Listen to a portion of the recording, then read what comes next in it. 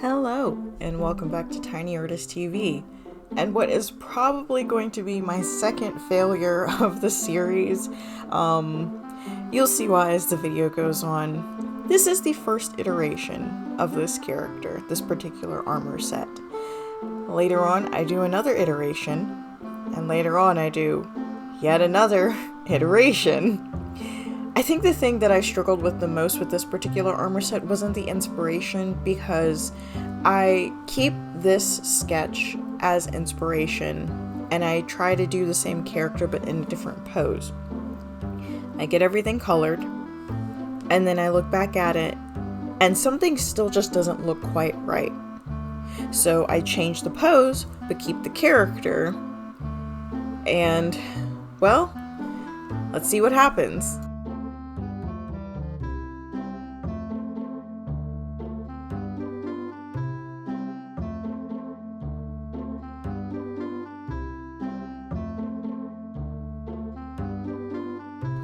In lieu of the boring, gory details, I've done you all a service and recorded a ultra sped up version of the painting process, because if I tried to speed it up any faster than I usually do, my poor computer was chugging to render the footage, so have this instead.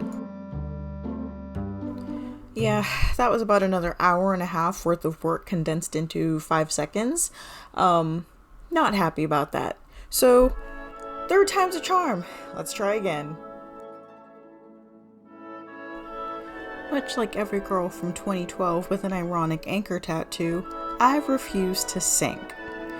So I get the idea to, instead of doing a hard armor set, switch it up to do mage armor, much softer, much more fitting for the Rococo inspirations that I initially had, which with the silhouette was still able to incorporate the Italian armor set that I have here with the shapes in the shoulder and the shapes along the hips, and then incorporating all of the Carnival aesthetic as well, which worked much better with a soft armor than with a hard metallic armor. And the colors are a lot softer too, with the exception of the red and the purple, which I decide to carry into as accent colors instead of being the main body of the armor.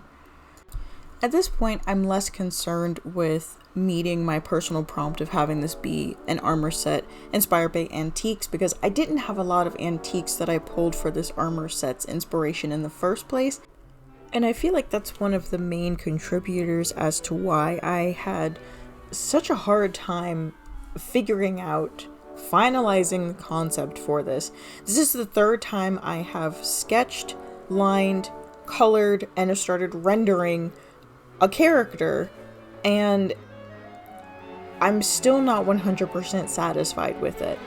I slog through, I work through as much rendering as I can bully myself into doing, but ultimately this is going to be another one that's going to have to be redone, just like character number 7, who I still need to redo. So at this point, all of the characters that I end up not being satisfied with, I'm just going to put them in a little bucket and put them off aside for a makeup work video. So far we have 2 characters that I need to redo, and I think the main thing with this one, I just need to pull more antique references, because I didn't have...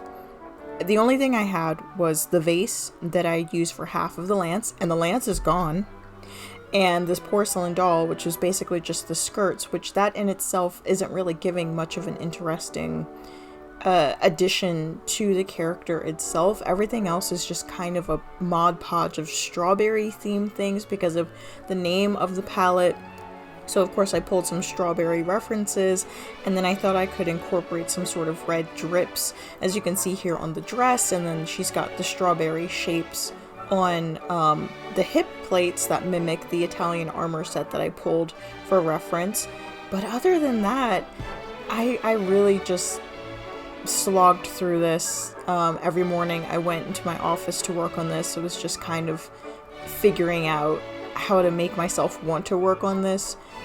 And I think part of it may be, again, because I didn't pull a lot of antique references to start with, so I'm gonna go back into my Google search and see if I can pull up some more fun stuff that I can incorporate into the costume design. And then B, just the color palette itself doesn't really lend itself to an armor set that I would traditionally design. I know the Berry Whip was a pastel armor set, but overall it had a much more cohesive feel. This feels like the wrong type of character for this palette. And I feel like I'm trying to shoehorn in an aesthetic that's not quite working, and it's fighting and it's winning.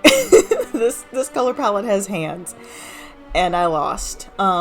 Just realistically, this is, again, a design that I thought I was going to be okay with, and I just kept pushing through it, and sometimes it's just like that. Sometimes you just have a bad art day and you can't make it work no matter how much you work on it. So, where we end up, I'm okay with just adding more detail to the design if I can find some more references. So I'm just gonna let this one sit on the back burner and like chill for however long it takes me to finish the other 115 characters, and then come back to it with some fresh brains, fresh eyes, and fresh references. But yeah, that's my honest thoughts and feelings on this piece. I know you may be looking at this thinking, oh, it doesn't look that bad, I couldn't do that. It's like, well, here's the thing, is that I've been drawing for years and years, and so I should be able to push myself beyond this at this point. And that's the other thing that's frustrating, because my last two armor sets, I was able to get those out no problem, had a clear vision, but of course, again, I had stacks of references, and so, yep. We are at the end of this armor set for now. This is a to be continued. Like I said, I'm going to compile this with any other ones that end up needing to be redone or reworked, and we'll see her again sometime. But until the next video, I'll see you guys later. Have a weird day.